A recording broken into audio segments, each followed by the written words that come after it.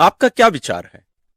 यदि एक व्यक्ति, एक पापी, पाप स्वीकार संस्कार या मेल मिलाप संस्कार में भाग लिया, आप और मैं, कोई भी हो, और तुरंत बाद हम मर जाते हैं, क्या हम सीधा स्वर्ग जाएंगे?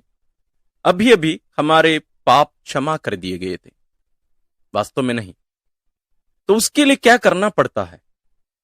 क्यों ये क्षमा पूर्ण रूप से हमें प्राप्त नहीं हो पाता है? और उसको पूर्ण रूप से अपनाने के लिए हमें क्या करना पड़ता है? इसके लिए सौदाग्नि के बारे में हमने सुना है, आप जरूर सुने हैं, पर्गेटरी, इसके बारे में भी हम इसके पहले वीडियो बनाए हैं। वहां हमारा शुद्धिकरण होना है। लेकिन इस धरती पर ही उससे बचने के लिए भी एक कार्य कलीसिया के द्वारा ईश्वर हमें दिए हैं, वो है इंडल्जेंस। आज हम इंडल्जेंस के बारे में विस्तार रूप से नहीं देखेंगे।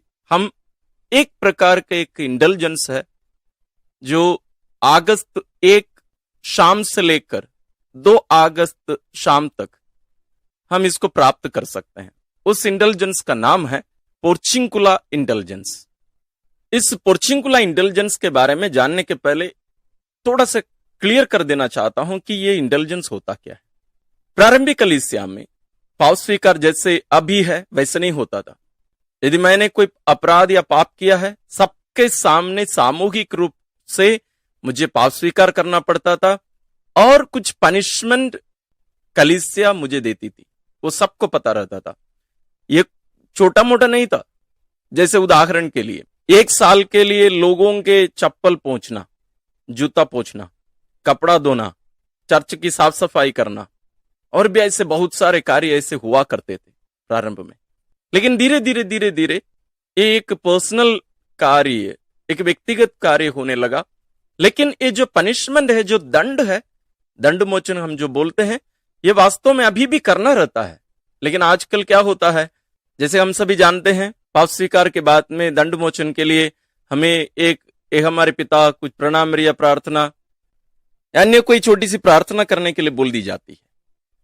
लेकिन वास्तव में इनके द्वारा ये जो पनिशमेंट है, दंड है, उससे हमें मोचन नहीं मिलता, उससे हमें छुटकारा नहीं मिलता है।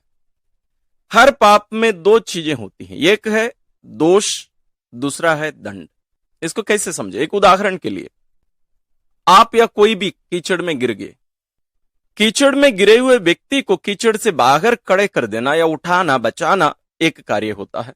दूसरा है उसको धोकर, शुद्ध करके, नया कपड़ा पहनाकर उसको अपने स्थान पर विराजित कराना, यह दूसरा कार्य होता है।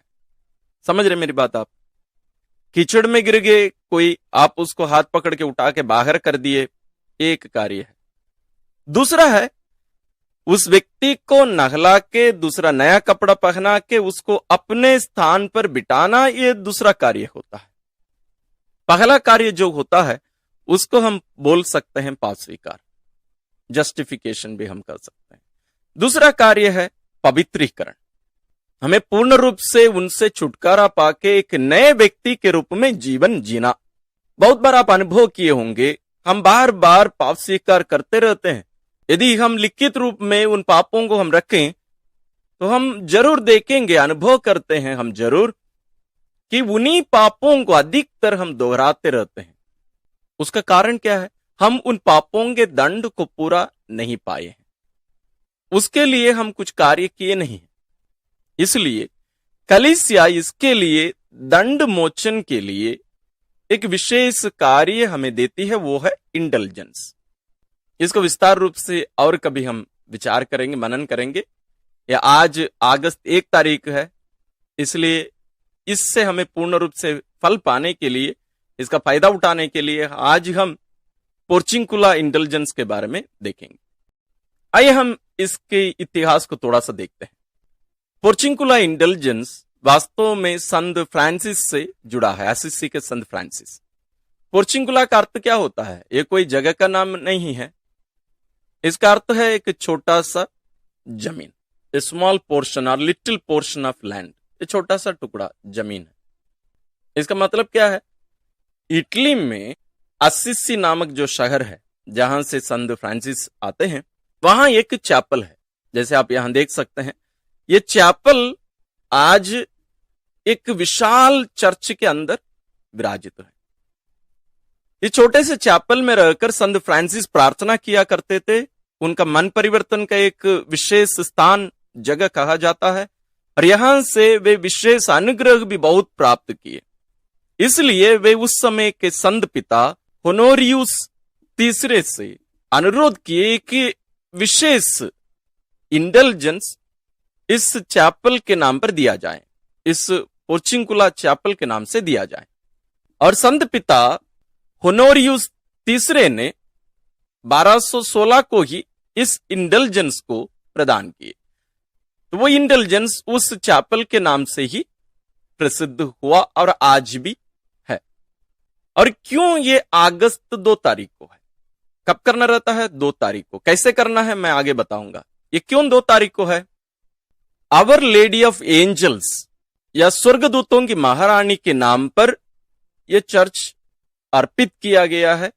तो इस त्योहार में या स्वर्गदूतों की महारानी, इस त्योहार के दिन यह इंडल्जेंस दिया जाता है। इसको कैसे करना है, यानी इसको प्राप्त करने के लिए हमें क्या करना है? इस कृपा को प्राप्त करने के लिए हमें कुछ 4-5 कार्य करना है। सबसे पहले हमें कृपा की स्थिति में रहना है। पहला कंडीशन, हमें कृपा की स्थिति में रहनी है। दूसरा है हमें पाप स्वीकार करना है या मेल मिलाप संस्कार में भाग लेना है।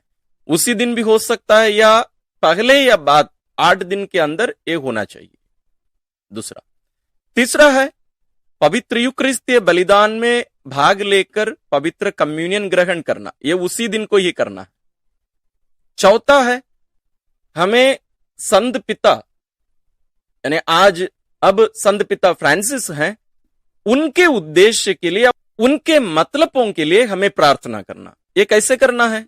जैसे हमें कहना है, ईश्वर मैं संत पिता के मतलबों के लिए प्रार्थना करता हूं, ये कहकर एक बार प्रेरितों का धर्मसार, एक बार ये हमारे पिता, एक बार प्रणाम मरिया और एक बार पवित्र तृत्व की महिमा, यानी पिता और पुत्र और पवित्र आत्मा की महिमा हो, जैसे वह आदि में थी, अब है और अनंत काल तक सदा रहेगी, आमीन।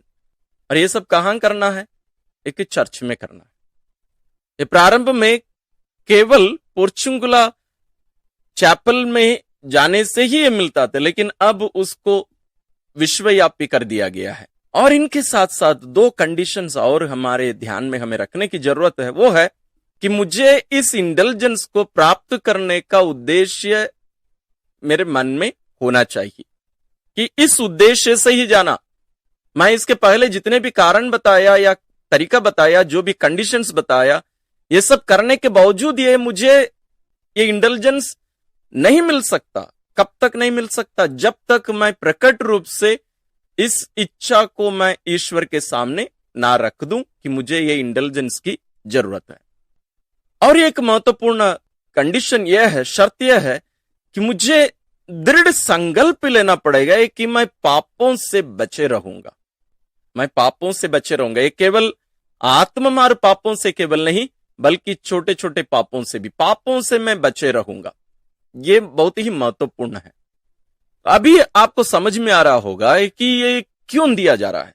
असली में इसका मुख्य कारण, मुख्य उद्देश्य हमें पापों से बचे रहना, हमें पवित्र बनना। लेकिन एक कलीसिया को यह अधिकार कैसे मिलता है? वास्तव में इसके बारे में हम आगे कभी विस्तार रूप से देखेंगे। लेकिन इसलिए क्योंकि जैसे प्रभु यीशु अपना अधिकार कलीसिया को दिए हैं, उस अधिकार के अंतर्गत बांधने और खोलने का भी है, यानी क्षमा करने और क्षमा नहीं करने का भी अधिकार है।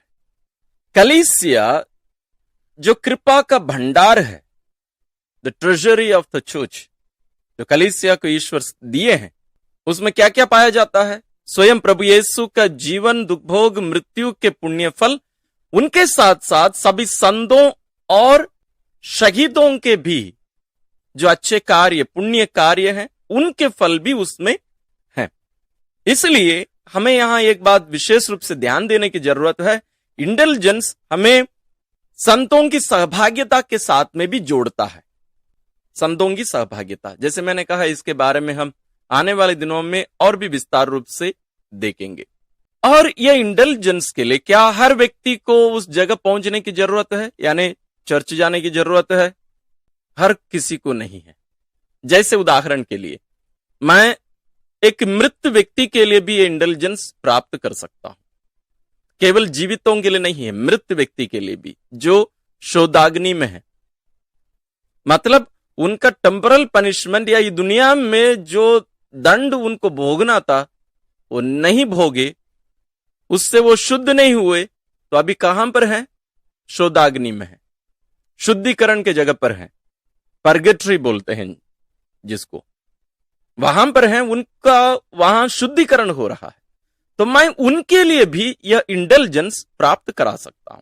जैसे पहले ही मैंने कहा, मेरा उद्देश्य स्पष्ट रूप से वहां प्रकट करना, ईश्वर के सामने रखना जरूरी है।